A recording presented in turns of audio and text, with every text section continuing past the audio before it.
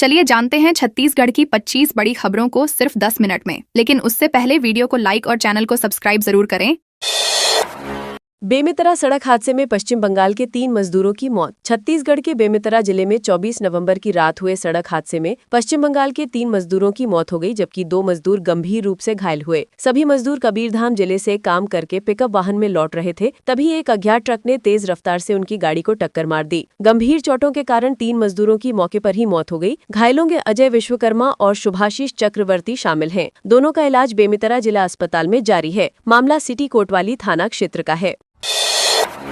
Wrong side आ रही car को मारी टक्कर। कांकेर शहर के मुख्य मार्ग पर सिटी सेंटर और ज्ञानी चौक के बीच 24 नवंबर की रात करीब 11:30 बजे 2 कारों की आमने सामने टक्कर हो गई। सीसीटीवी में दिखा कि एक कार रॉन्ग साइड से धीमी गति में आ रही थी। उसी दौरान सामने से तेज रफ्तार कार ने उसे जोरदार टक्कर मारी। टक्कर इतनी तेज थी कि दोनों कारों में सवार कुल 7 लोग घायल हो गए, जिनमें 4 की हालत गंभीर बताई जा रही है। सभी घायलों को प्राथमिक उपचार के बाद हायर सेंटर रेफर किया गया। मामला कोतवाली थाना क्षेत्र का था।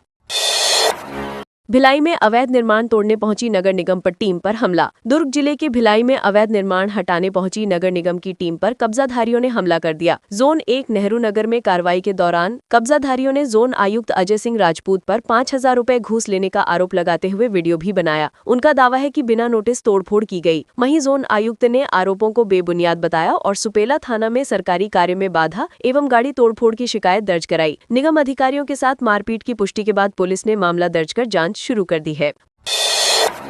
मनेन्द्रगढ़ में वन विभाग ने 4 ग्रामीणों के मकान तोड़े। मनेन्द्रगढ़ चिरमिरी भरतपुर जिले के खड़गवा में वन विभाग ने अतिक्रमण हटाने की कार्रवाई के दौरान 4 ग्रामीणों के मकान ढहा दिए। ग्रामीणों का कहना है कि विभाग ने ही उन्हें पट्टा देकर घर बनाने की अनुमति दी थी, लेकिन अचानक पहुंचकर बिना सूचना मकान तोड़ दिए। वन विभाग का दावा है कि 3 मकान अतिक्रमण में बने थे, जबकि बैगा समाज के एक परिवार का घर गलती से टूट गया। कार्रवाई के बाद परिवारों ने ठंड में रात भर बाहर बिताई। घटना के बाद ग्रामीणों और विभाग के बीच तनाव की स्थिति बनी हुई है।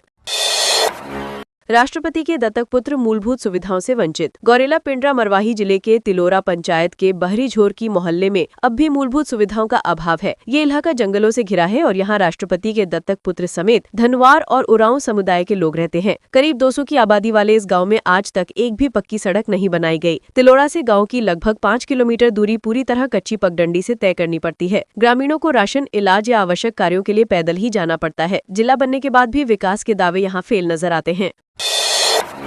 बिलासपुर में पुलिस की पिटाई के बाद लंगड़ाते दिखा चाकूबाज। बिलासपुर के इलियमबार में युवती से छेड़छाड़ को लेकर हुए विवाद में चाकूबाजी की घटना सामने आई, जिसमें एक युवक गंभीर रूप से घायल हो गया। वारदात के बाद पुलिस ने चाकूबाज को गिरफ्तार किया और पूछताछ के दौरान की गई सख्ती के बाद आरोपी लंगड़ाते हुए नजर आया। इस मामले में पुलिस ने आरोपी युवक के 2 दोस्तों और युवती को भी गिरफ्तार किया है। घायल युवक का अस्पताल में इलाज जारी है। घटना सिरगिट्टी थाना क्षेत्र की है। पुलिस पूरे घटनाक्रम की जाँच में जुटी है और सीसीटीवी फुटेज भी खंगाले जा रही है।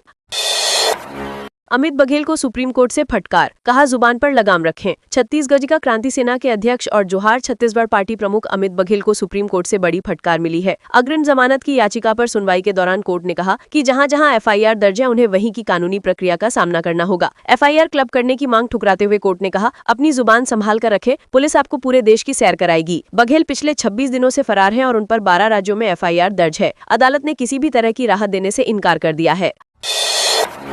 अकलतरा में मोबाइल डेली नीड शॉप से 2 लाख की चोरी। जांजगीर चांपा जिले के अकलतरा में 24 नवंबर की रात चोरों ने 2 दुकानों को निशाना बनाया। मोबाइल दुकान की टिन की छत तोड़कर घुसे चोर करीब 2 लाख रुपए के मोबाइल और 10,000 रुपए नकद ले रहे। इसके बाद पास के डेली नीड शॉप में घुसकर 10 से 15,000 रुपए का सामान चोरी कर लिया। पुलिस को दोनों दुकानों से सीसीटीवी फुटेज मिले हैं, जिनमें कुछ संदिग्ध दिखाई दे रहे हैं। पुलिस उनकी पहचान कर रही है और लगातार दबिश दी जा रही है। घटना अकलतरा थाना क्षेत्र की है। स्थानीय व्यापारियों में चोरी की वारदात को लेकर चिंता बढ़ गई है।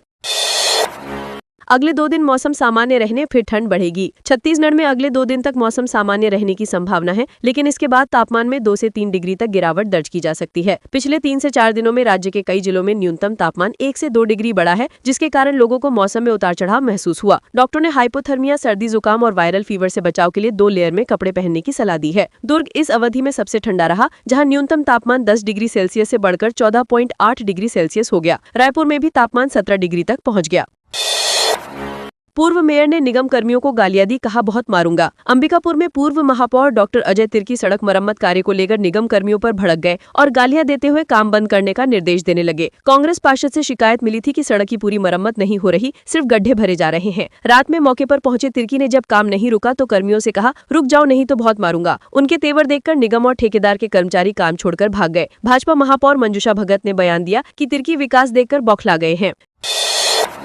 जीपीएम जिले में अवैध धान भंडारण पर कार्रवाई। गोरेला पेंड्रा मरवाही जिले में अनधिकृत धान भंडारण के खिलाफ प्रशासन ने 2 बड़ी कार्रवाई कर कुल 310 क्विंटल धान जब्त किया। पहली कार्रवाई मरवाही के ग्राम खुरपा के लमना टोला में की गई, जहां नारद भैना और व्यास भैना के घर से 150 क्विंटल धान मिला। इसे सरपंच की देखरेख में सुपुर्द कराया गया। अधिकारियों के अनुसार समर्थन मूल्य पर खरीदी के दौरान बिचौलियों द्वारा अवैध परिवहन और भंडारण रोकने कलेक्टर ने विशेष निर्देश दिए हैं। सूचना के आधार पर जाँच की गई और नियमों का उल्लंघन पाए जाने पर कार्रवाई की गई।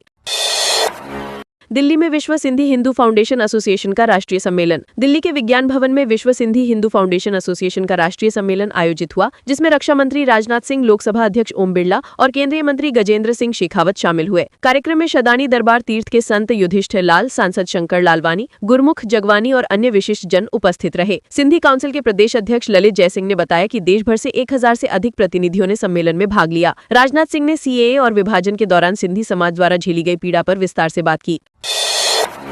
शास्त्री चौक से मेकाहारा तक 27 नवंबर से वन वे लागू। रायपुर में स्काई वॉक निर्माण पुनः शुरू होने के कारण ट्रैफिक व्यवस्था में बड़ा बदलाव किया गया है। कलेक्टर डॉक्टर गौरव सिंह के आदेश अनुसार 27 नवंबर से शास्त्री चौक क्षेत्र में रात 10 बजे से सुबह 6 बजे तक वन वे व्यवस्था लागू होगी। ये नियम 1 महीने तक 2 चरणों में लागू किया जाएगा। पहले 15 दिनों में शास्त्री चौक से मल्टी लेवल पार्किंग होते हुए जयस्तंभ चौक तक वन वे रहेगा। अगले 15 दिनों में शास्त्री चौक से मेकाहारा चौक की ओर जाने वाला मार्ग वन वे होगा। शहरवासियों को ट्रैफिक के वैकल्पिक रूट फॉलो करने होंगे।